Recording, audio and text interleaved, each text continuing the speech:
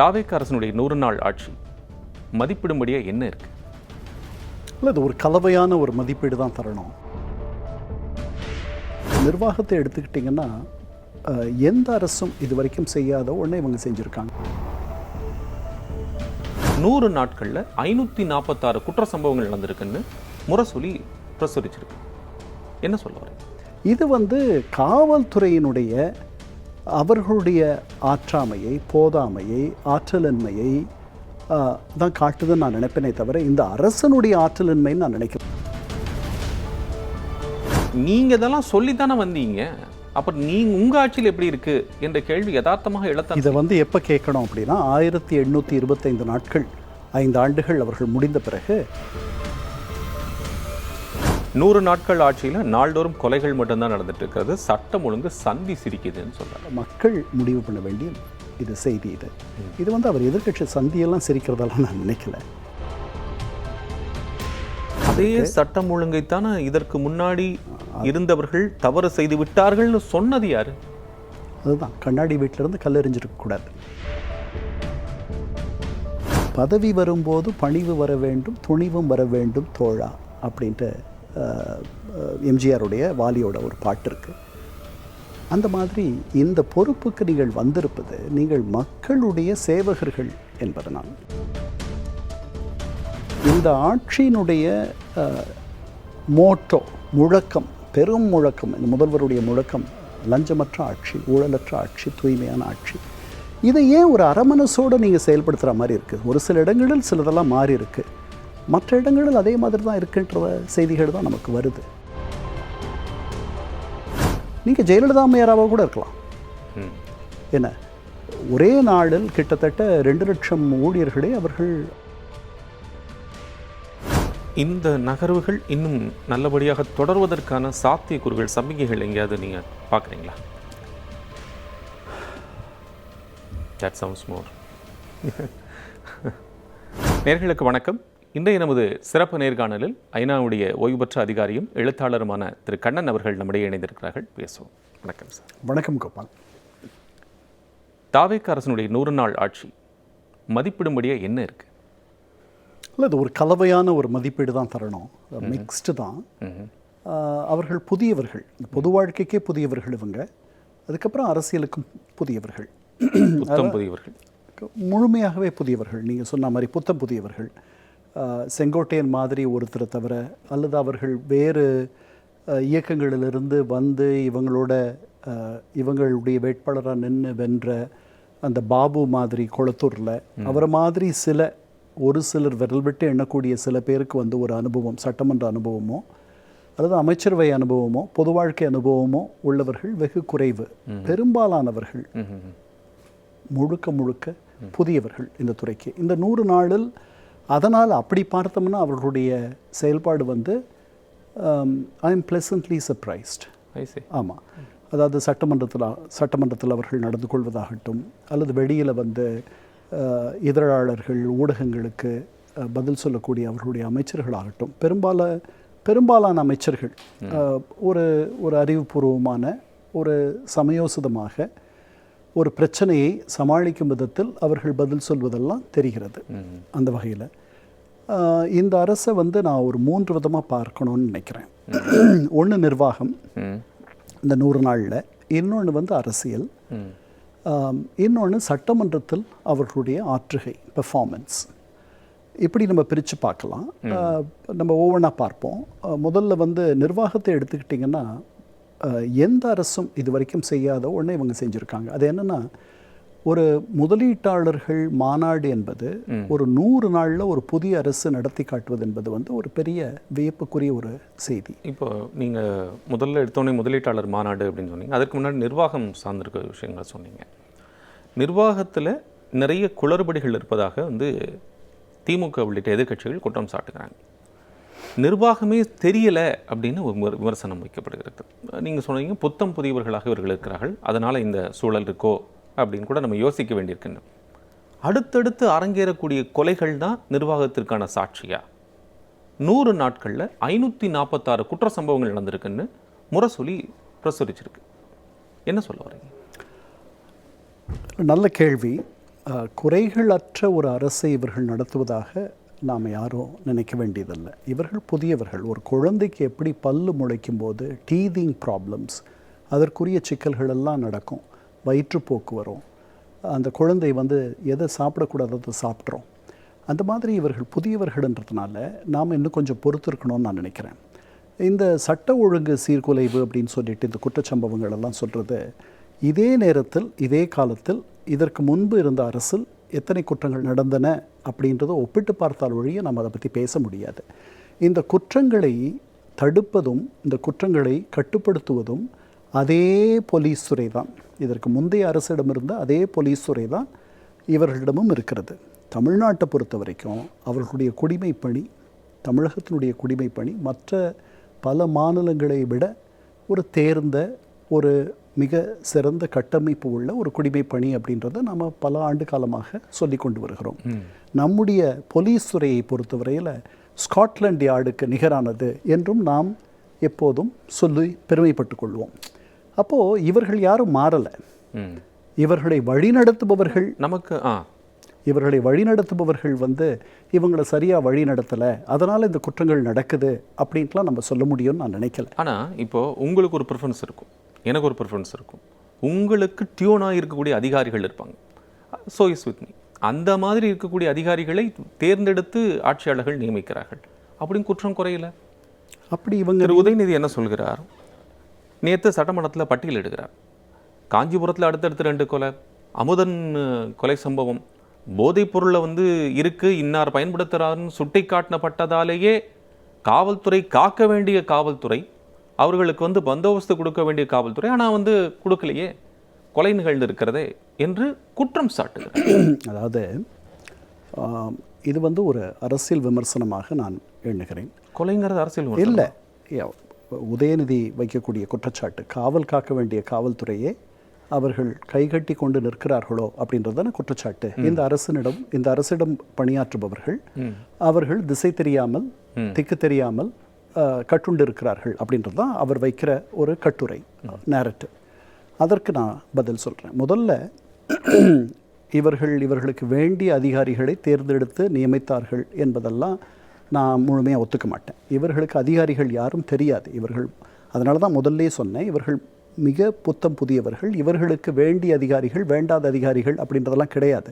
இன்னும் சொல்ல போனால் இவர்களுக்கு வேண்டாத இவர்களுடைய கூட்டங்களுக்கு மறுப்பு சொன்ன ஒரு அதிகாரியை கொண்டு போய் ஒரு முக்கிய பொறுப்பில் அவர்கள் வைத்ததெல்லாம் ஏன் இப்படி இவங்களை கொண்டு வச்சுருக்காங்க அப்படின்றது இப்போ அந்த அதிகாரி அங்கேருந்து எடுக்கப்படும் வரை பேச்சு இருந்தது. அதனால் நான் அதை நம்ப மாட்டேன். அதாவது அரசில் கொஞ்சம் பழக்கம் இருந்து அனுபவம் இருந்தால் தான் நீங்கள் வரும்போதும் போகும்பொழுதும் அதிகாரிகள் உங்களுக்கு வேண்டிய, நீங்கள் உங்களோட இலகுவா யார் பழகுவா, உங்களுடைய ஆலோசனையை யார் கேட்டு கட்டிட்டு வானா வெட்டிட்டு வர்ற அதிகாரிகள் மாதிரியான அதிகாரிகளை நீங்கள் தேர்ந்தெடுப்பீங்க. இது காவல்துறையினுடைய அவர்களுடைய ஆற்றாமையை, போதாமையை, ஆற்றலின்மையை தான் காட்டுதுன்னு நான் நினைப்பேனே தவிர இந்த அரசனுடைய ஆற்றலின்மைன்னு நான் நினைக்கல. ஏன்னா நான் முன்னாடியே சொன்ன மாதிரி இந்த குறிப்பிட்ட இந்த 100 நாட்களில் இதற்கு முந்தைய அரசு வந்தபோது அல்லது 100 நாட்கள் வேறு ஒரு அரசோடு ஒப்பிட்டு பார்த்து தான் நம்ம பண்ணணும். எனக்கு என்னமோ இங்கே நிறையா குற்றங்கள் பெருகியிருப்பதாகவும் நமக்கு தெரியப்படுத்தப்படுவதாகவும் தான் நான் நினைக்கிறேன். அதில் இந்த அரசில் இந்த 100 நாளில் மேக்னிஃபை பண்ணி காமிக்கிறாங்க. இல்லை நிறையவே இருக்கும்னே நான் நினைக்கிறேன். ஆனால் அது இந்த அரசு சரியான வழிகாட்டுதலை செய்யவில்லை, அதனால் நடக்குதுன்னு நான் நினைக்கல. இப்போது ஆட்சிக்கு வருவதற்கு முன்னதாக இதே தாவேக்க வைத்த குற்றச்சாட்டு என்ன? சட்டம் ஒழுங்கு சரியில்லை, போதைப்பொருள் நடமாட்டம் இருக்குது, பெண்களுக்கு பாதுகாப்பு இல்லை. திரு பரந்தாமன் திமுகவுடைய சட்டத்துறை இணைச் செயலாளர் என்ன சொல்கிறாருன்னா, நீங்கள் இதெல்லாம் சொல்லித்தானே வந்தீங்க, அப்புறம் உங்கள் ஆட்சியில் எப்படி இருக்குது என்ற கேள்வி யதார்த்தமாக எழத்தான். இதை எப்போ கேட்கணும் அப்படின்னா 1825 நாட்கள் 5 ஆண்டுகள் அவர்கள் முடிந்த பிறகு அன்னைக்கு கடைசி நாளில் அவங்களுடைய மொத்த செயல்பாடும் எப்படி இருந்துச்சுன்னு பார்த்துட்டு நம்ம இந்த கேள்வியை இதே மாதிரி தான் ஒரு குறைகள் இருக்குன்னா கேட்குறது தான் நியாயமாக இருக்குமே தவிர 100 நாளில், அதாவது 18% 1% தான் அவங்களுடைய காலம் கடந்திருக்கு. முழுக்க புதியவர்கள். அவர்களுக்கு நீங்கள் இன்னும் கொஞ்சம் அவகாசம் தரணும். அவங்க தேர்தல் வேகத்தில் பல குறைகளை சொன்னார்கள், பல வாக்குறுதிகளை அள்ளி தந்தார்கள். இதெல்லாம் ஒரு வீட்டில் போய் மாப்பிள்ளை வரன் எடுக்கும்போது வந்து நம்ம பல உறுதிமொழிகளை தருவோம். மாப்பிள்ளை எப்படி நடத்துகிறோம், அதை வாங்கித்தரோம், இதை வாங்கித்தரோன்ட்டு. அது வந்து செயல்படுத்தும் பொழுது தான் அதில் இருக்க கஷ்டங்கள்லாம் தெரியும். அந்த இடத்துல தான் இவர்கள் இருக்கிறார்கள். அதனால் இன்னும் கொஞ்சம் நம்ம காத்திருக்கணும்னு நான் நினைக்கிறேன். ஆனால் நான் முன்னாடியே சொன்ன மாதிரி நிர்வாகத்தில் இந்த முதலீட்டாளர்கள் மாநாட சொன்னேன். அதுக்கப்புறம் இந்த 200 யூனிட் மின்சாரம் அவர்கள் அது பல வாக்குறுதிகளில் ஒரு வாக்குறுதி அவர்களால் நிறைவேற்ற முடிஞ்சது. இன்னும் நிறைவேற்றப்படாத பல வாக்குறுதிகள் இருக்குது. இந்த அரசுக்கு வந்து ஒரு போதுமான முதிர்ச்சி பெற்ற பக்குவம் அடைந்த அமைச்சர்கள் எல்லாரும் அப்படி இருக்கிறார்கள்னாலும் நம்ம சொல்ல முடியாது. ஒரு 2-3 பேரிடத்தில் ஒரு தேர்ச்சியும் முதிர்ச்சியும் தெரிகிறது. பெரும்பாலான நேரம் சட்டமன்றத்தில் இவர்கள் எதிர்க்கட்சியை, குறிப்பாக திராவிட முன்னேற்ற கழகத்தை ஒரு தற்காப்பு நிலைக்கு கொண்டு போய் வைப்பதிலேயே இவர்களுடைய கவனமும் இவர்களுடைய ஆற்றலும் செலவாகுவதை நான் பார்க்கிறேன். அது எனக்கு கொஞ்சம் வேதனையாகவும் கூட இருக்குது. இந்த அரசு இன்னும் முழுமனதோடு தன்னுடைய ஆற்றலை வெளிப்படுத்த வேண்டும் என்பது தான் என்னுடைய எண்ணம். இந்த ஊழலற்ற ஒரு நிர்வாகத்தை தருவோம்ன்ட்டு லஞ்சம் கேட்டால் கொடுக்க மாட்டேன்னு சொல்லுங்கன்னு சொன்ன முதல்வர் ஆட்சிக்கு வந்திருக்கிற இந்த நேரத்தில் இந்த 100 நாளும் கைகளை பின்னுக்கு கட்டி கொண்டு இந்த ஆட்சி, இந்த நிர்வாகம் செயல்படுவதாகத்தான் எனக்கு தோன்றுகிறது. இல்லை, இப்போ நிர்வாகத்தில் நீங்கள் முதலீட்டாளர்கள் மாநாட்டை பற்றி சொன்னீங்க. முதலீடுகள் ஈர்க்கப்பட்டிருக்கிறது பெரும்பாலும் எங்களுடைய ஆட்சியினால் ஏற்பட்டிருக்கக்கூடிய நிர்வாக சாதனைகள், அதன் அடிப்படையில் முதலீடுகள் வந்திருக்கிறது தவிர அந்த 100 நாளில் நீங்கள் முதலீடு ஈர்த்துட்டீங்களா? இல்லை, இது சரியான வாதம் அல்ல. ஏன்னு சொல்கிறேன், ஏன்னா 1995 முதல்ல ஃபோர்ட் ஆட்டோமொபைல் கம்பெனியை இங்கே புரிந்துணர்வு ஒப்பந்தம் போட்டது வந்து ஜெயலலிதா அம்மையார். ஃபோர்டு இங்கே வந்தபோது அப்போ ஆட்சியில் இருந்தது கலைஞர் மு. கருணாநிதி. ஏன்னா இது வந்து ஒரு தொடர் ஓட்டம். இந்த தொடர் ஓட்டத்தில் இவங்க பண்ணக்கூடிய சில நற்பணிகள், நற்செயல்கள், திட்டங்களை இவர்களுக்கு பின்னாடி வருபவர்கள் அனுபவிப்பார்கள். ஒரு மரத்தை நீங்கள் வந்து நடுறீங்க, அது பயன் தரக்கூடிய மரமாக பழுத்து வரும் பொழுது வேற ஒருத்தர் அந்த பயனை அனுபவிக்கக்கூடிய நிலைக்கு தான் எல்லாம் வருவாங்க. இவர்கள் 100 நாளில் பல ஆண்டு கணக்கில் எடுத்துக்கொண்டு சில அரசுகள் செய்யக்கூடிய ஒரு செயலை 100 நாளில் 67,000 கோடி ரூபாய் பெருமானம் உள்ள புரிந்துணர்வு ஒப்பந்தங்களை இவர்களால் செய்ய முடிகிறது. இங்கே ஏற்கனவே இருக்கிற முதலீட்டாளர்கள் தான், திராவிட முன்னேற்ற கழக ஆட்சியின் போது வந்தவர்கள் தான், அல்ல ஒருவேளை அதற்கு முன்னாடி இருந்த அதிமுக ஆட்சியில் கூட வந்திருக்கலாம். ஆனால் அவர்கள் இவர்களை நம்பி இன்னும் முதலீடு செய்வதற்கு மனமுவந்து வந்திருக்கிறார்கள் என்பது இந்த ஆட்சிக்கு கிடைத்த ஒரு வெற்றி அப்படின்னு தான் நான் நினைக்கிறேன். 67,000 கோடி இந்த புரிந்துணர்வு ஒப்பந்தங்கள் இப்போது வரைக்கும் பேப்பர் அளவில் இருக்குது. அது நடைமுறைப்படுத்தப்பட்ட பிறகு தான் அதனுடைய யதார்த்த உண்மைகள் எவ்வளவு இருக்குன்னு தெரியும்னு திமுக கேட்குறாங்க. வந்த உடனேயே இது வந்து சாத்தியப்பட்டிருக்கா அப்படின்னு கடந்த ஆட்சியில் நிதித்துறை அமைச்சராக இருந்த தங்கம் தென்னரசு அவர்கள் கேட்குறேன். 15,000 கோடி அளவுக்கு எங்களுக்கு வந்து இதில் வருமானம் வந்திருப்பதாக சட்டமன்றத்தில் இப்போது இருக்கக்கூடிய நிதித்துறை அமைச்சர் சொல்கிறார். அது எங்கேருந்து வந்திருக்கு அப்படின்னா, லீக்கேஜஸை சரி பண்ணுறோம், கலால் துறையில் வருகிறது, அதே போல் மற்ற துறைகளில் வருகிறது என்று வரும்னு ஆன்டிசிபேட்டடாக இருக்கக்கூடியதை சொல்கிறார். ஸோ வருங்கிறது தானே தவிர வந்து விடலையே அப்படிங்கிற கேள்வி இருக்குல்ல.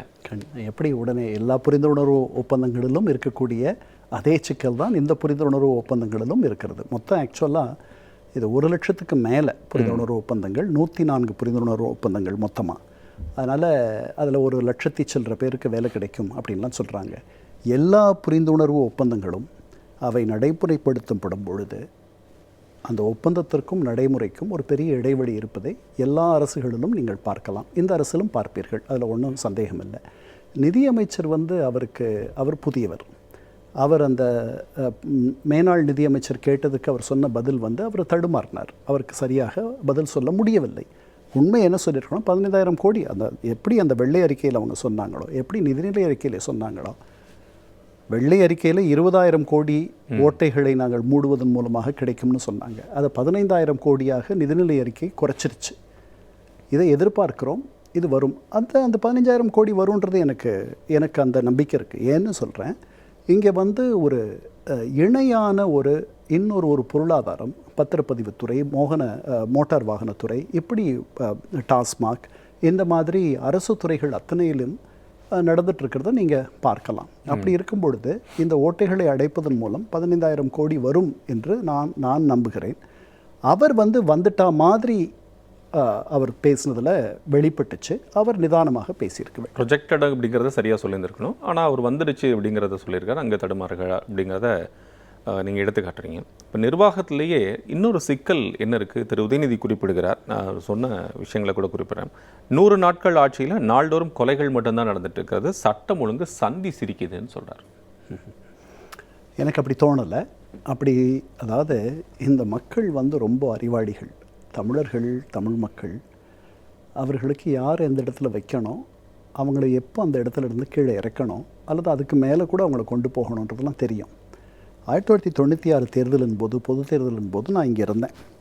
அப்போ இருக்கும்போது ஜெயலலிதா அம்மையார் மீது ஒரு மிகப்பெரிய ஒரு கோபம் இருந்துச்சு இந்த வாக்காளர் பெருமக்களுக்கு. அப்போது அவங்க தோற்று போயிட்டார்கள், அவங்களே தோற்று போயிட்டாங்க, கட்சி தோற்று போயிடுச்சு. அப்போ கலைஞர் கருணாநிதி ஒரு கருத்து சொன்னார். அவர் வெற்றி பெற்ற பின்னாடி, நான், சூப்பர் ஸ்டார் ரஜினிகாந்த், கருப்பையா மூப்பனார், நாங்கள் 3 பேரும் சேர்ந்து ஜெயலலிதா அம்மையாருக்காக ஆதரவாக பரப்புரை பண்ணியிருந்தா கூட அந்த அம்மா ஜெயிச்சிருக்க மாட்டாங்க. அவ்வளோ கோவம் இருந்துச்சு மக்களுக்கு அந்த அம்மா மேலே அப்படின்னார். அந்த மாதிரி அதே அம்மா 1998 மிகப்பெரிய வெற்றியை நாடாளுமன்ற தேர்தலில் பார்த்து. அதனால் மக்கள் முடிவு பண்ண வேண்டிய இது செய்தி. இது அவர் எதிர்க்கட்சி சந்தியெல்லாம் சிரிக்கிறதெல்லாம் நான் நினைக்கல. இருக்குது கவலைக்கு இடமாக சில நிகழ்வுகள் நடக்குது. அதற்கு இந்த ஆட்சியினுடைய மிகப்பெரிய ஒரு குறைன்னு நான் நினைக்கிறது என்னென்னா, நிகழ்நேரத்தில் இன் ரியல் டைம் இந்த மாதிரி குற்றச்சாட்டுகளுக்கு இவர்கள் ஒரு சரியான பதிலை அல்லது நடவடிக்கையை இது ரெண்டையும் செய்கிறதுக்கோ சொல்கிறதுக்கோ இவர்கள் ஏன் தயங்குகிறார்கள்னு எனக்கு தெரியல. இப்போ நீங்கள் சொன்னீங்க, number 1 governance, second polity, third நம்ம சட்டமன்ற நிகழ்வு பார்க்கணும். இப்போ நீங்கள் சொன்னதனுடைய அடுத்த கன்சிக்யூட்டிவாக நடக்கக்கூடிய சட்டமன்றத்தில் நடக்கிறது. பள்ளிக்கல்வித்துறை அமைச்சர் திரு ராஜ்மோகன் இதற்கு பதில் சொல்கிறார். அமுதன் கொலை வழக்கிலேயே நடந்த விஷயங்களாகட்டும் சட்டத்துறை அமைச்சர் சொல்கிறார். அவசரப்படுறாங்களோ? இல்லை, அதாவது என்ன நடந்திருக்கு, விசாரணைக்கு உட்பட்டிருக்கிறது, இது விசாரணையில் இருக்கிறது என்று சொல்வதை காட்டிலும் உடனடியாக அது ஆக்ஷன் இன் டியூ அப்படிங்கிறத பதிலாக இப்போல்லாம் செஞ்சிட்டோம் அப்படின்னு சொல்கிறதுல ஒரு பதட்டம், அவசரம் தெரியுதா? இல்லை, ஒரு முதிர்ச்சியின்மையும் ஒரு அனுபவமின்மையும் ஒரு தேர்ச்சியின்மையும் இது எல்லாம் கலந்துருக்கு. இவங்க 2 பேர் தான் தமிழக அமைச்சரவையினுடைய அதிகாரப்பூர்வ செய்தி தொடர்பாளர்கள். அதனால் அவர்கள் அங்கேயும் இதை சொன்னவர் இது வெளியில் இந்த செய்தி வந்திருக்கா, இது முறைப்படுத்தியிருக்காங்களா அப்படின்றதெல்லாம் எனக்கு தெரியலை. ஆனால் சொன்னவர் ஒரு மிகப்பெரிய நிர்வாக பொறுப்பில் தமிழகத்தில் இருக்கக்கூடியவர், ரொம்ப பெரிய பொறுப்பில் இருக்கிறவர். அவர் தான் இதை சொன்னார். அவங்க 2 பேர் ஒஃபிஷியல் ஸ்போக்ஸ் பர்சன்ஸ் அப்படின்னு சொன்னார். அந்த துறை சார்ந்த அமைச்சர் அவர் பதில் சொல்கிறதோ அல்லது துறை சார்ந்த அமைச்சர் சொல்லாமல் வேற ஒருத்தர் சொல்கிறது, இவங்க குறிப்பாக அந்த 2-3 பேர், ஒரு 3-4 பேர்கள் தான் இந்த அமைச்சரவைக்காக பேசுவதை நம்ம அடிக்கடி பார்க்குறோம். அவர்களுக்குள் புதிதாக வந்திருக்கிறார்கள். நான் அந்த சட்டமன்ற நிகழ்வுகளெல்லாம் பார்க்கும் பொழுது ஒரு பேசுவதில் ஒரு ஆர்வம் இருப்பதாக சில அமைச்சர்களுக்கு அப்படி இருப்பதாக எனக்கு தோன்றுகிறது. அதனால் சில நேரங்களில் எப்படி அவங்க தலைவர் மௌனம் காக்கிறாரோ பல நேரங்களில் அவங்க தலைவர்கிட்ட தான் அவங்க அதை கற்றுக்கலாம். தேவையில்லாததெல்லாம் பேச வேண்டிய அவசியம் இல்லை, அவசரப்பட்டு சொல்ல வேண்டிய அவசியம் இல்லை, நிதானித்து சொல்லலாம், குறைவாக பேசலாம். ஆனால் சட்டமன்ற கூட்டத்தொடர் நடக்கும் பொழுது முழுக்க திமுகவை ஒரு மூலையில் கொண்டு போய் தள்ளுவது, கார்னர் செய்வது, அதுவே இவர்களுடைய முக்கிய நோக்கமாக இருப்பதாகத்தான் எனக்கு தோன்றுகிறது. இப்போ நீங்கள் சொன்னதன் அடிப்படையில் கூட சில விஷயங்களை அவர் கூட பட்டியலிட்டார். அதில் ஒன்று இப்போ நம்ம பேசினது அமுதன் கொலை வழக்கு, காஞ்சிபுரத்தில் இரட்டை கொலை வழக்கு, பல இடத்துல அதே போல் இரட்டை கொலை, சென்னை அம்பத்தூரில் ஆட்டோவில் வச்சு, இது போல் லிஸ்ட் ஆஃப் குற்ற சம்பவங்கள் இருக்குது அப்படின்னு சொல்கிறாரு. டோன்ட் யூ திங்க் இது ஒரு ஆட்சிக்கு ஒரு கெட்ட பேர் உருவாக்கும் தானே நீங்கள் நினைக்கலையா? இல்லை, அதுதான் நான் இந்த கவலைக்கிடமான தகவல்கள் இதெல்லாம், இந்த தகவல்களை வச்சு நாம் ஒரு முடிவுக்கு வந்துடக்கூடாதுன்னு நான் நினைக்கிறேன். என்னென்னா, ஒரு புதிய ஆட்சி அதே சட்டம் ஒழுங்கைத்தானே இதற்கு முன்னாடி இருந்தவர்கள் தவறு செய்து விட்டார்கள்னு சொன்னது யார்? அதுதான், கண்ணாடி வீட்டிலேருந்து கல்லெறிஞ்சிருக்கக்கூடாது. அதே மாதிரி வேகத்தில் பேசப்பட்ட தேர்தல் பரப்புரையின் போது எவ்வளோ முடியுமோ ஓங்கி அடிப்போம் அப்படின்ட்டு செஞ்ச ஒரு செயலை தான் அதை தான் நான் பார்க்குறேன். இவர்கள் கவனமாக இருக்க வேண்டும். ஒரு புதிய ஆட்சி மாற்றம் அதனாலேயே இதெல்லாம் நடக்குது அப்படின்றது தான் என்னால் அந்த ஒரு ஒட்டுதலை, அந்த ஒரு தொடர்பை என்னால் ஏற்றுக்கொள்ள முடியவில்லை. ஏன்னா அதே குடிமை பணியாளர்கள் தான் இருக்கிறார்கள். இவங்க புதுசாக இந்த ஆட்சிக்கு எதிரானவர்கள். அவங்க எப்படியாவது ஒரு உதாரணம் வந்து சட்டமன்றத்திலே நடந்தது. சட்டமன்றத்தில் என்ன சொன்னாங்கன்னா, ஒரு அமைச்சரை குறிப்பிட்டு திரு உதயநிதி பேசுகிறார். உங்கள் அமைச்சர் ஒருத்தர் போதைப் பொருளை பயன்படுத்திட்டு, அவர் சொன்ன வார்த்தை போதைப் பொருளை பயன்படுத்திட்டு மாத்திரை நுணுக்குவதாக கதை விடுறாரு. அப்போ அந்த துறைக்கு அதிகாரியாக இருந்த அமல்ராஜ் ஐபிஎஸ் அவர்களைத்தான் இப்போது நீங்கள் கமிஷனராக நியமிச்சிருக்கிறீங்க. அவர்கிட்ட போய் கேளுங்க, எவ்வளோ விஷயம் சொல்லிடுவார் நடந்ததுன்னு அவர் சொல்லுவாருன்னு சொல்கிறாங்க.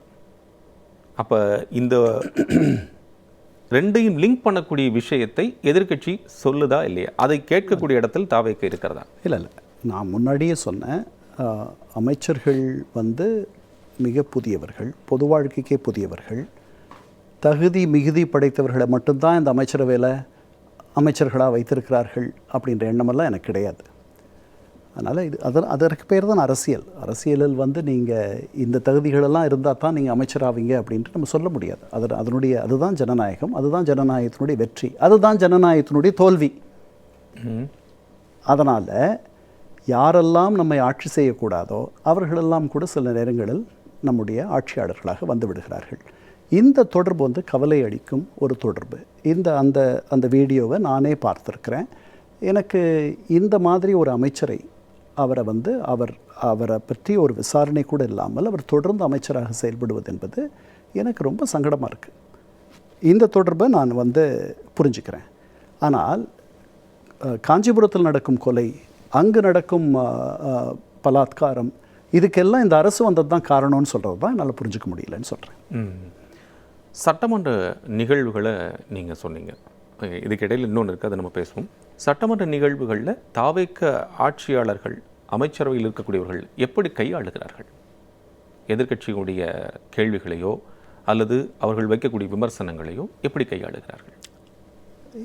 இன்னும் அவர்கள் ஆக்கப்பூர்வமாக கையாளணும் அப்படின்றதான் நான் நினைக்கிறேன். ஏன்னா அவங்க வந்து ஓங்கி அடித்தல், அதாவது offence is the best form of defence அப்படின்ற ஒரு மனநிலையில் தான் தாவேக்காவினுடைய சில அமைச்சர்கள் இருப்பதாக நான் எண்ணுகிறேன். எதை கேட்டாலும் இது வந்து உங்கள் ஆட்சியினுடைய குறை, அதைத்தான் நாங்கள் வந்து சரி செஞ்சிட்ருக்கோம் அப்படின்ட்டு சொல்கிறத ஒரு காரணமாக, ஒரு பழக்கமாக வைத்திருக்கிறார்கள். பட் மீன்வெல் அவங்க இன்னொரு விஷயம் சொல்கிறாங்களே, நீங்கள் சொல்கிறீங்க நாங்கள் கற்றுக்குறோம், நாங்கள் தெரிஞ்சுக்கிறோம், நாங்களும் ஃபஸ்ட் டைம் தான் வந்திருக்கோம் அப்படின்னு தெரிஞ்சு அதையும் தானே சொல்கிறாங்க. அதையும் பார்க்க முடியலையே. அதே அளவு சொல்கிறாங்களா? அவங்கள கொண்டு போய் அவங்க அந்த அளவு சொல்லலைன்னு நினைக்கிறேன். அது வந்து ஒரு கன்செஷன், ஒரு எப்போவாவது அவங்க இறங்கி வர்ற ஒரு நேரம். இந்த புதிய வரவுகளிடத்தில் ஒரு மிகப்பெரிய ஒரு புரட்சியை, ஒரு சாதனையை அவர்கள் செய்து விட்டதாக குறைஞ்சபட்சம் கொஞ்சம் பேருக்கு அந்த உணர்வு இருக்குது. அது ஒரு சரியான உணர்வு. ஆனால் பதவி வரும்போது பணிவு வர வேண்டும், துணிவும் வர வேண்டும் தோழா அப்படின்ட்டு எம்ஜிஆருடைய வாலியோட ஒரு பாட்டு இருக்குது. அந்த மாதிரி இந்த பொறுப்புக்கு நீங்கள் வந்திருப்பது நீங்கள் மக்களுடைய சேவகர்கள் என்பதனால். ஏன்னா நீங்கள் யாருன்னே தெரியாது இதற்கு முன்னாடி. இது ஒரு இதுதான் ஜனநாயகத்தினுடைய வெற்றி. அந்த இடத்துக்கு வந்திருக்கீங்க. நாங்கள் கற்றுக்குறோன்ட்டு அது வந்து பாதி தான் அதில் அவங்க உணர்வுபூர்வமாக மனப்பூர்வமாக சொல்வதாக நான் எண்ணுகிறேன். பாதி வந்து அதில் உண்மை இருக்கிறதா நான் நினைக்கல. நீங்கள் இன்னும் சொல்ல போனால் அவர்கள் வந்து பழைய ஆட்சியாளர்களுக்கு நிதமும் நன்றி சொல்ல வேண்டும். ஏன்னா பழைய ஆட்சியில் இருந்த குறைகளும் குற்றங்களும் அவர்கள் செய்த தவறுகளும் இவர்களை இந்த உயரத்திற்கு ஏற்றி வைத்திருக்கின்றன. இதுதான் உண்மை. அதனால் உங்களால் தான் நாங்கள் இதை சரி செய்கிறதுக்கு தான் நாங்கள் நீங்கள் பண்ண தப்பெல்லாம் சரி பண்ணிகிட்ருக்கோம் அப்படின்னு சொல்கிறது போகிறோம். இந்த குறை சொல்லும் அரசியலை விட்டுவிட்டு இவர்கள் மேலே வரணும். இவர்களுடைய அமைச்சர்கள் வந்து அவர்கள் பேசுவதை 4 முறை வந்து அவைத்தலைவர் அவை குறிப்பிலிருந்து அமைச்சர்கள் பேசுவதை நீக்கிறார். இது மாதிரி முன்னாடி நடந்திருக்குமான்றது எனக்கு சரியாக தெரியல. ஆனால் ஒரு அமைச்சர் என்பவர் மிகுந்த பொறுப்புத்தன்மையுடன் பேச வேண்டும், மிகவும் நிதானத்துடன் பேச வேண்டும். சட்டமன்ற நடவடிக்கைகளை நீங்கள் பார்க்கும் பொழுது ஒரு பட்டிமன்ற விவாதமாகத்தான் அது இருக்கிறதே ஒழிய ஒரு ஆக்கப்பூர்வமான ஒரு சபை, இந்த அவை இந்த நாட்டு மக்களுடைய 8 கோடி மக்களுடைய வருங்காலத்தை நிகழ்காலத்தை தீர்மானிக்கிற அவை என்ற பொறுப்புணர்வு என்பது இந்த தாவேக்காவில் இருக்கக்கூடியவர்களுக்கும் பெரும்பாலும் இருப்பதாக எனக்கு தெரியவில்லை. திராவிட முன்னேற்ற கழகத்தைச் சேர்ந்தவர்களுக்கும் இருப்பதாக எனக்கு தெரியவில்லை. முதலில் கவர்னன்ஸு, அடுத்ததாக அரசியல். அரசு இயல் எப்படி இருக்கிறது? இவங்க வந்து அறம் சார்ந்த ஒரு அரசியலை கடைபிடிப்போன்னு சொல்லிட்டு ஆட்சிக்கு வந்தார்கள். அதாவது அரசியல் பிழைத்தோருக்கு அறம் கூற்றாவதும் சிலப்பதிகாரத்தில் நம்ம பார்க்குறோம். அதெல்லாம் இவர்கள் ஆட்சிக்கு வந்த உடனேயே இவர்களுக்கு ஒருவேளை அறுதி பெரும்பான்மை கிடைச்சிருந்தால் அந்த மாதிரியான வேறு இதெல்லாம் யோசித்திருப்பாங்களான்னு தெரியல எனக்கு. ஆனால் அறம் பிறழ்ந்து ஒரு நடைமுறை அரசியலை இவர்கள் உடனே கை கொண்டதை நம்ம பார்க்குறோம். மற்ற கட்சிகளிடமிருந்து சட்டமன்ற உறுப்பினர்களை கொண்டு வருவது, அதை வந்து மிக சர்ச்சைக்குரிய வழிகளில் அவர்களை நாடுவது, இதெல்லாம் வந்து ஒரு பெரிய ஏமாற்றம் என்னை மாதிரி. ஆனால் எனக்கு புரியுது, நடைமுறை அரசியல் என்பது வேறு, லட்சிய அரசியல் என்பது வேறு. லட்சிய அரசியல்லாம் நீங்கள் பண்ணிங்கன்னா கம்யூனிஸ்டுகள் மாதிரி டாக்டர்னேர் காம்யூனிஸ்ட்ஸாக நீங்கள் இருந்துருவீங்களே ஒழிய அரசியலுக்கு வர முடியாது. அதனால் நீங்கள் பெரியார் மாதிரி வேணா இருக்கலாம். அப்போ நீங்கள் டாக்டர்னு சொல்லலாம், கருதுகோள் சொல்லலாம். அதனால் அதை நம்ம பார்த்தோம். அதுக்கப்புறம் இந்த ஆட்சியினுடைய மோட்டோ, முழக்கம், பெரும் முழக்கம், இந்த முதல்வருடைய முழக்கம் லஞ்சமற்ற ஆட்சி, ஊழலற்ற ஆட்சி, தூய்மையான ஆட்சி. இதை ஏன் ஒரு அரமனசோடு நீங்கள் செயல்படுத்துகிற மாதிரி இருக்குது? ஒரு சில இடங்களில் சிலதெல்லாம் மாறி இருக்குது, மற்ற இடங்களில் அதே மாதிரி தான் இருக்குன்ற செய்திகள் தான் நமக்கு வருது. அதிகாரிகள் முன்ன மாதிரி கையேந்துவதில்லை அப்படின்ற ஒரு செய்தியும் வரக்கூடிய அதே நேரத்தில் டாஸ்மாகில் நீங்கள் சம்பளத்தை உயர்த்தினீங்க, இன்னும் பழைய சிக்கல் தீரவில்லை. அங்கே முன்னாடி 10 ரூபா வாங்கிட்டு இருந்தாங்க, இப்போ அதுக்கு மேலே வாங்கிறதாக தகவல்.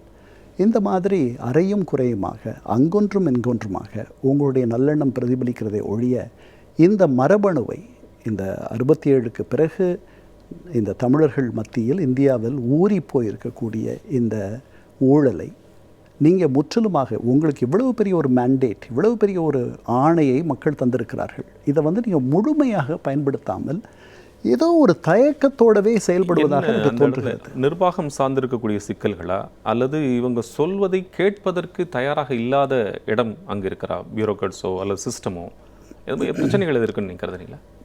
அதாவது நிறையா நமக்கு வந்து வரலாற்றிலிருந்து, வரலாறு வந்து ஒரு ஒரு அரிய பாடப்புத்தகம், அதிலிருந்து நம்ம தெரிஞ்சுக்கலாம். 67 திமுக ஆட்சிக்கு வருது.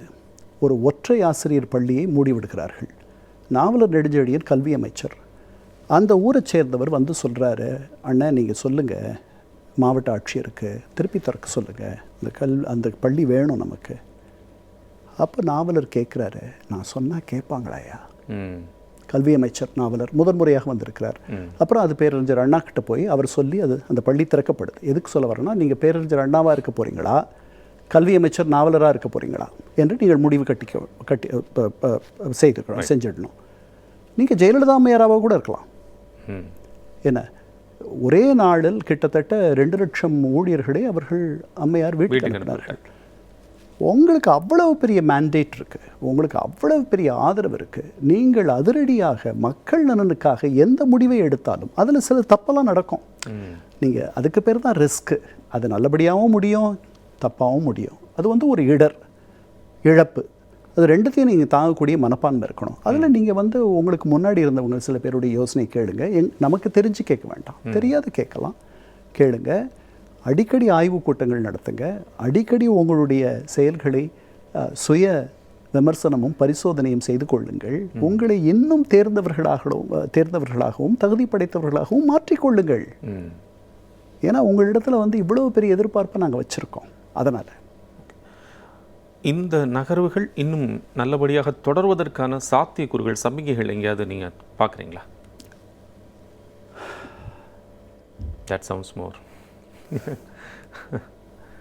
இது வந்து ஒரு வித்தியாசமான ஒரு ஆட்சி. இந்த ஆட்சியின் பரவசத்தில் மக்கள் இன்னும் கட்டுண்டு இருப்பதை நான் பார்க்கிறேன். இந்த பரவசம் எவ்வளவு நாள் நீடிக்கும் என்று எனக்கு தெரியவில்லை. இந்த பரவசம் நீடிக்கும் வரையில் இந்த ஆட்சியாளர்களுக்கு ஒரு மிகப்பெரிய ஆடம்பரம், லக்ஸரி இருக்குது. இவர்களுக்கு வேண்டிய, இது தப்பாக போயிடுமோன்னு நினைக்கிற சில விஷயங்களை சோதித்து பார்த்துடலாம். அதனால் எங்கெல்லாம் ஓட்டைகளை அடைக்க வேண்டுமோ, எங்கெல்லாம் வந்து சின்ன சின்ன விஷயங்களை சரி பண்ண முடியுமோ அதெல்லாம் அவங்க பண்ணலாம். இது நான் முன்னாடியே சொன்ன மாதிரி நீங்கள் கேட்டீங்க ஏதாவது சமிங்கே இருக்கான்ட்டு. எனக்கு அதுக்கு சரியாக பதில் சொல்ல தெரியலை. ஏன்னா தொடக்கத்தில் எனக்கு இருந்த ஒரு பெரிய எழுச்சியும் வேகமும், அதற்கு பிறகு அவருடைய செயல்பாடுகளை பார்க்கும்போது அது கொஞ்சம் நிதானமாக இருக்குது. அதனால் எனக்கு சமிஞ்சைகள் பட் இன்னும் அந்த நம்பிக்கை இருக்குது. நம்பிக்கை நிறையா இருக்குது. ஏன் இருக்குது அப்படின்னா, இந்த முதல்வருக்கு இதில் அவருக்கு ஆங்கிலத்தில் சொல்கிற மாதிரி he doesn't have a dog in the fight. அவர் எட்டிய உயரங்களை வெகு சிலர் மட்டுமே எட்டியிருப்பார்கள். இதற்கு மேலே அவர் ஒரு பெரிய உயரத்தை எட்டணுன்றலாம் அவசியமெல்லாம் இல்லை. அந்த உயரத்தை அவர் தக்க வைத்து கொண்டாலே போகும். சரிதானே? அதனால் அவருக்கு இனிமேல் இந்த பொது வாழ்க்கைக்கு ஒரு பொருள் சேர்த்து அடையப்பட வேண்டிய விஷயங்கள் அப்படியெல்லாம் எதுவும் கிடையாது. அதனால் அவருடைய வாழ்வை முழுக்கவே அவர் இந்த மக்களுக்காக அர்ப்பணிக்கலாம். அப்படிப்பட்ட ஒரு எண்ணம் அவருக்கு இருப்பதாகத்தான் அவருடைய பேச்சுக்களிலிருந்தும் செயல்களிடமிருந்தும் எனக்கு தெரியுது. அதில் ஒரு பெரிய முதிர்ச்சி இல்லைனாலும் கூட, அதில் ஒரு திரைத்தனம் இருந்தாலும் கூட, அவர் ஒரு உள்ளார்த்தமாக இதயபூர்வமாக அதை சொல்கிற மாதிரி தான் நான் நினைக்கிறேன். அந்த நம்பிக்கை தொடர்ந்து எனக்கு இருக்குது. இவங்க வெல்லணுன்றது தான் என்னுடைய ஆசை. நம்புவோம். எப்படி இருக்குன்னு பார்ப்போம். உங்களுடைய நேரத்துக்கும் கருத்துக்கும் எங்களிடையே பகிர்ந்து கொண்ட கருத்துக்களுக்கும் கரெக்ட்.